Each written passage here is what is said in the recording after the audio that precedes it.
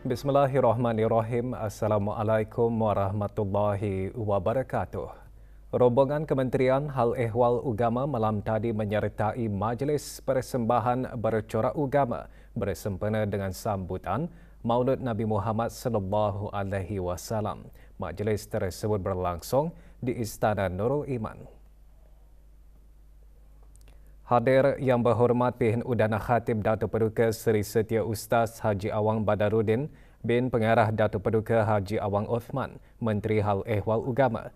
Antara pengisian majlis, solat berjemaah, tazkirah bertajuk Gaya Ketawa Rasulullah dan seterusnya persembahan dikira Assalamualaikum, dikira Khairuman, dikira Bisyahrin, dikira Alhamdu, dikira Badat, selawat Tafrijiyah dan dikira Asyrakal.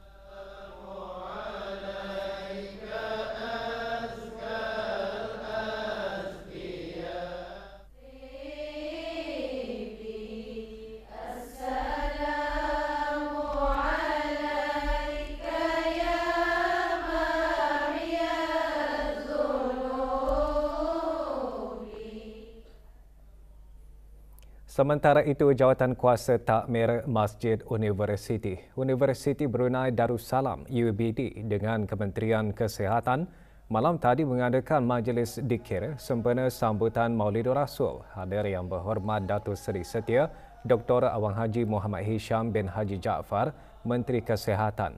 Majlis berlangsung di Masjid Universiti UBD.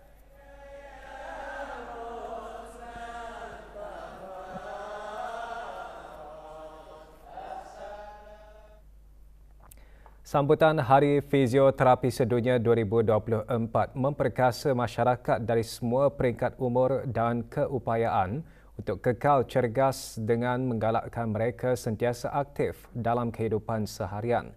Diraikan pada 8 September setiap tahun, sambutan berlangsung di BIBD Connex dan letak kereta Taman Mahkota Jubli Emas Bandar Kucharea di Ibu Negara.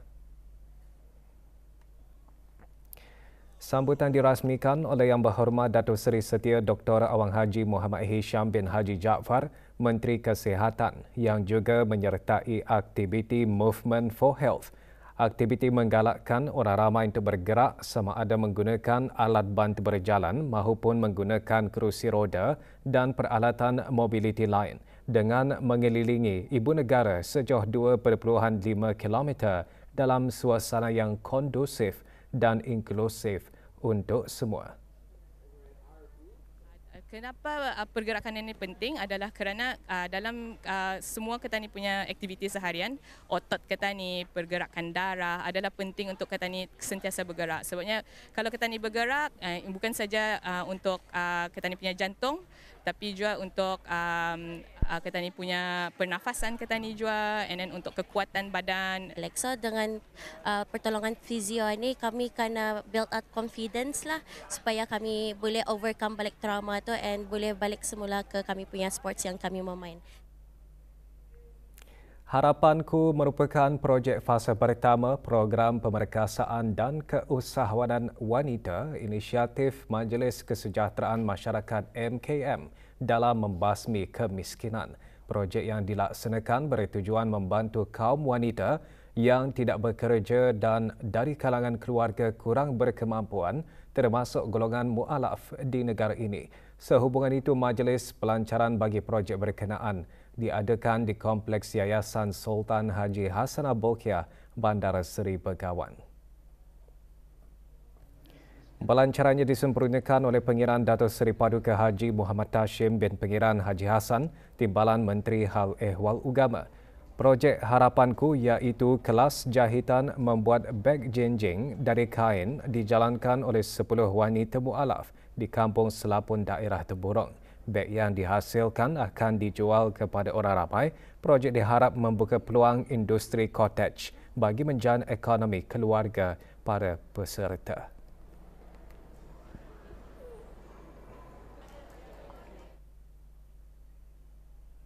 Sempena sambutan ulang tahun Hari Keputeraan Kebahdulian Maha Mulia ke-78, Pertubuhan Warga Emas menganjurkan Majlis Khatam Al-Quran 78 kali khatam. Majlis berlangsung di Masjid Az-Zakirin, Rancangan Perumahan Negara, Kampung Meragang. Surah Al-Fatihah dipimpin oleh Yang Berhormat Pehin Orang Kaya Paduka Seri Utama Dato' Paduka Seri Setia Haji Awang Salim bin Haji Besar, diikuti dengan bacaan ayat-ayat suci Al-Quran oleh para peserta khatam. Majlis bagi mengeratkan silaturahim antara ahli-ahli pertubuhan di samping mengimarahkan masjid dengan melakukan aktiviti-aktiviti keagamaan.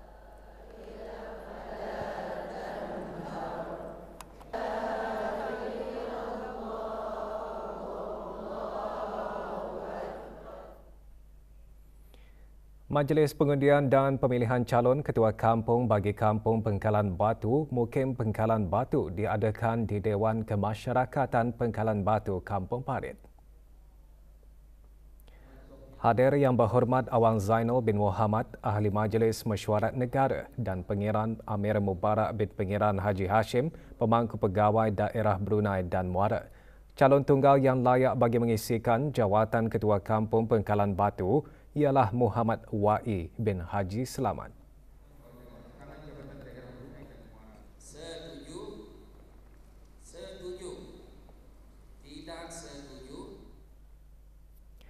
Majlis Pengundian dan Pemilihan Calon Ketua Kampung Kelapis Mukim Sengkurung diadakan di Masjid Pehin Khatib Abdullah, Kampung Kelapis. Hadir Yang Berhormat Awang Amran bin Haji Maidin, Ahli Majlis Mesyuarat Negara.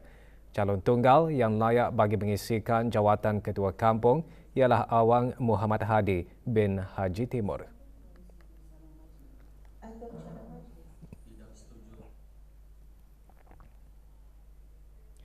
Belia Mu'alaf Asy-Syahadah di Wah Urustia Program Keagamaan Belia Pusat Dakwah Islamiah mengadakan program Jelajah Mu'alaf dan Belia Mu'alaf Prihatin. Acara berlangsung di Balai Ibadat Kampung Merangking, Daerah Blaid. Program antara lain bertujuan mengeratkan silaturahim bersama para mu'alaf di samping bertukar-tukar pandangan dan buah fikiran. Hadir Awang Haji Abdul Rajid bin Haji Muhammad Saleh, Pengarah Pusat Dakwah Islamiah. Pengisian program beberapa aktiviti termasuk sukan ria bersama mu'alaf.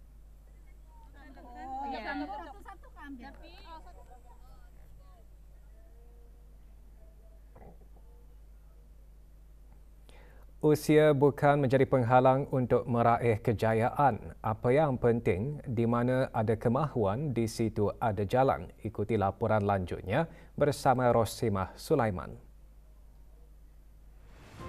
Meskipun sudah berusia lanjut, namun Awang Lim Siu Yong, graduan Universiti Teknologi Brunei (UTB), 80 tahun, berjaya membuktikan usia bukan penghalang untuk menggenggam segulung ijazah. Minat mendalam untuk menimba ilmu serta sokongan ahli keluarga menjadi pendorong untuknya melanjutkan pengajian ke peringkat sarjana.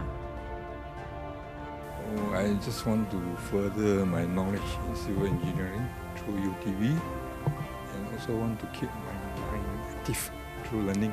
I just keep my life simple and eat simple and work daily around my house compound to improve the condition of my leg. Belajar perkara baharu katanya menjadikan minda sentiasa cergas.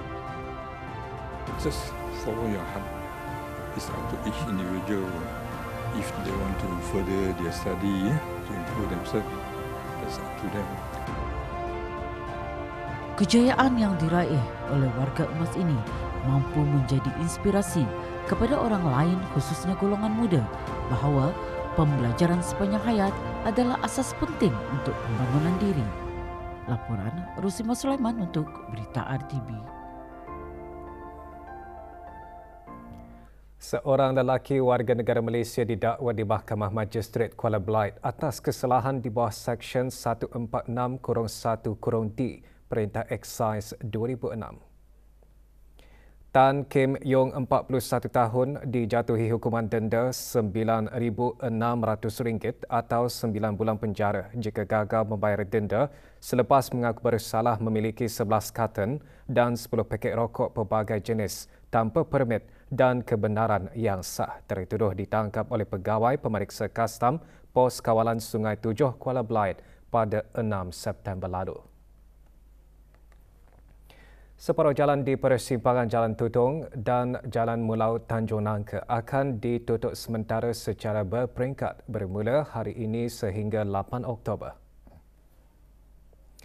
Jabatan Kerja Raya dalam siaran medianya memaklumkan penutupan disebabkan kerja pengubahsuaian simpang untuk dinaik taraf kepada persimpangan lampu isyarat. Pengguna jalan berkenaan dinasihatkan untuk sentiasa berhati-hati dan mematuhi papan tanda arahan jalan raya serta had kelajuan yang ditetapkan. Sementara itu, di separuh jalan di Jambatan Sungai Lamunin, Jalan Lamunin dan Jambatan Sungai Metasan, Jalan Kecil Batang Mitus ditutup sementara hari ini. Penutupan adalah disebabkan oleh kerja-kerja penerapan aspal di jambatan berkenaan bermula pukul 8.30 pagi hingga 5 petang. Pengguna jalan berkenaan dinasihatkan untuk sentiasa berhati-hati dan mematuhi papan tanda arahan jalan raya serta had kelajuan yang telah ditetapkan. Sukan, sempena sambutan ulang tahun Hari Keputeraan Kebawah Dulia Maha Mulia ke-78, Jabatan Belia dan Sukan Cawangan Daerah Belait bersama Persatuan Sepak Takraw Daerah Belait menganjurkan sukan masyarakat mukim-mukim perlawanan akhir kejohanan sepak takraw diadakan di Kompleks Sukan Mumung.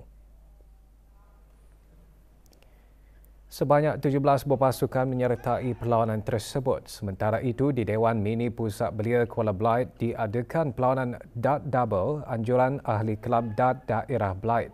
49 pasukan menyertai perlawanan tersebut termasuk penyertaan dari daerah Tutong.